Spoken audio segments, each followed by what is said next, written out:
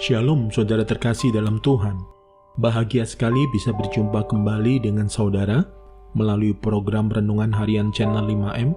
Bagaimana kabar saudara hari-hari ini? Saya berdoa kiranya saudara dan seluruh keluarga selalu dalam keadaan sehat dan senantiasa aman dalam perlindungan, penyertaan, serta pemeliharaan Tuhan yang ajaib. Sebelum kita mendengarkan program Renungan Harian ini, mari siapkan hati saudara. Kita sama-sama berdoa sesuai dengan doa yang diajarkan oleh Tuhan Yesus. Bapa kami yang di surga, dikuduskanlah namamu, datanglah kerajaanmu, jadilah kehendakmu, di bumi seperti di surga. Berikanlah kami pada hari ini makanan kami yang secukupnya, dan ampunilah kami akan kesalahan kami, seperti kami juga mengampuni orang yang bersalah kepada kami. Dan janganlah membawa kami ke dalam pencobaan, tetapi lepaskanlah kami daripada yang jahat, karena Engkaulah yang empunya kerajaan, dan kuasa, dan kemuliaan sampai selama-lamanya. Berkati firman-Mu ya Tuhan, dan renungan harian yang akan kami dengarkan ini, beri kami hikmat-Mu, supaya kami dapat memahami kebenaran firman-Mu, dan mempraktekannya dalam kehidupan kami saat ini. Terima kasih Tuhan, dalam nama Tuhan Yesus kami berdoa, dan kami siap diberkati melalui episode ini. Amin. Renungan diambil dari Kolose 2 ayat 7. Hendaklah kamu berakar di dalam Dia dan dibangun di atas Dia. Hendaklah kamu bertambah teguh dalam iman yang telah diajarkan kepadamu, dan hendaklah hatimu melimpah dengan syukur. Saudara terkasih dalam Tuhan, kita masih dalam rangkaian episode Dewasa Rohani, di mana melalui rangkaian episode ini, kita sama-sama belajar untuk menjadi pribadi orang-orang percaya yang memiliki kedewasaan rohani. Dan untuk episode kali ini, penekanan pada bagian berakar di dalam Dia. Konsekuensi kedua setelah kita menerima Yesus Kristus sebagai Tuhan dan Juru Selamat dalam kehidupan kita, setelah kita hidup tetap di dalam Dia, adalah kita harus berakar di dalam Dia. Paulus menggunakan personifikasi tanaman untuk menggambarkan hubungan antara kita sebagai orang percaya dengan Tuhan Yesus.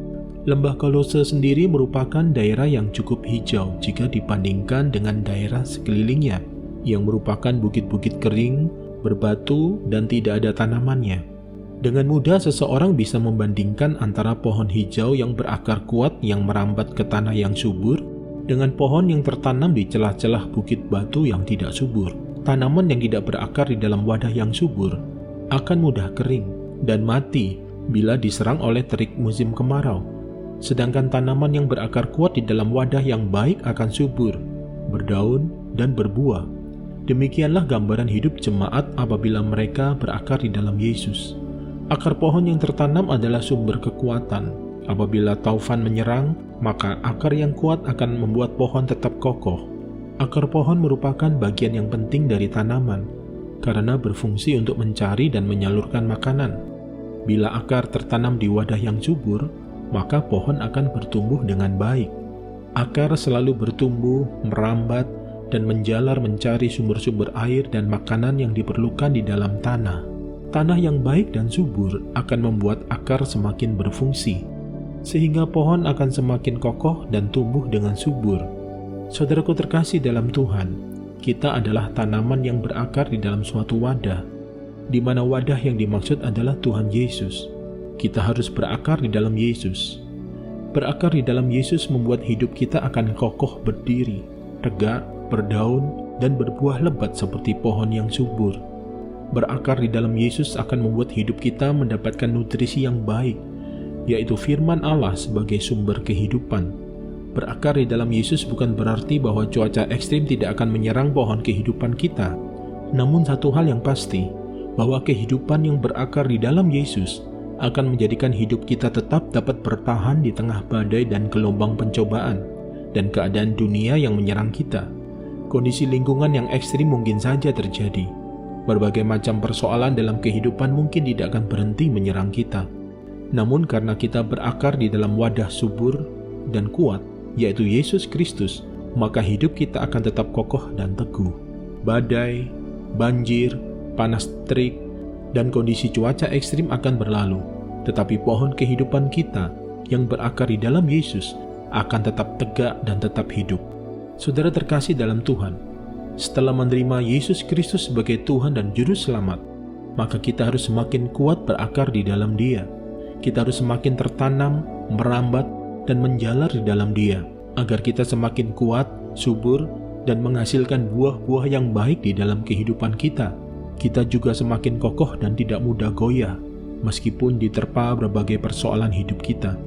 Hidup yang berakar di dalam Dia adalah sebuah kehidupan orang percaya yang memiliki hubungan yang dalam, yang intim, dan berkualitas dengan Tuhan. Sebuah kehidupan yang senantiasa dipenuhi dengan gairah untuk membaca, merenungkan, melakukan, serta terus-menerus mendalami dan belajar kebenaran firman-Nya. Mari saudara, siapkan hati, kita berdoa. Kami bersyukur buat kebaikan-Mu ya Tuhan, yang senantiasa menyertai dan menaungi kehidupan kami. Terima kasih buat kasih setia-Mu, anugerah-Mu dalam kehidupan kami. Ini doa dan kerinduan kami, supaya setiap kami makin berakar di dalam hubungan dan pengenalan kami akan Engkau, Yesus Kristus, Tuhan dan Juru Selamat kami.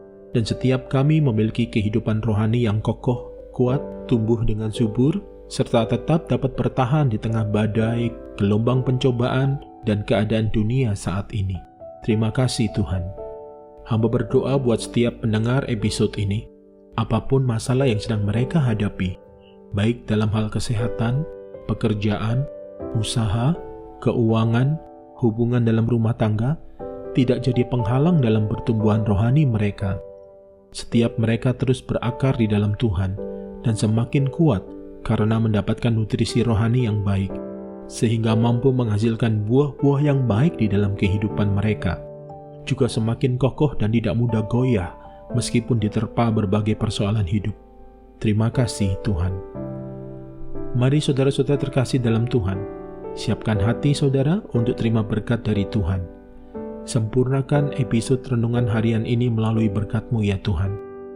Terimalah berkat Tuhan, damai sejahtera, kasih karunia, berkat anugerah yang berlimpah-limpah di dalam nama anaknya yang tunggal, Yesus Kristus, Tuhan dan Penyelamat kita, di dalam persekutuan yang indah, yang manis bersama dengan Roh Kudus, memenuhi kehidupan setiap kita, saudara dan saya saat ini, bahkan sampai Maranatha, Tuhan datang kembali menjemput kita, dan kita semua akan hidup memerintah bersama dengan Dia, sampai selama-lamanya. Yang percaya telah diberkati oleh Tuhan, mari sama-sama kita katakan, amin. Saudara terkasih dalam Tuhan, terima kasih untuk support dan kebersamaannya melalui channel ini. Sampai jumpa di episode berikutnya. Tetap jaga kesehatan saudara dan senantiasa aman dalam perlindungan tangan Tuhan. Tuhan Yesus memberkati.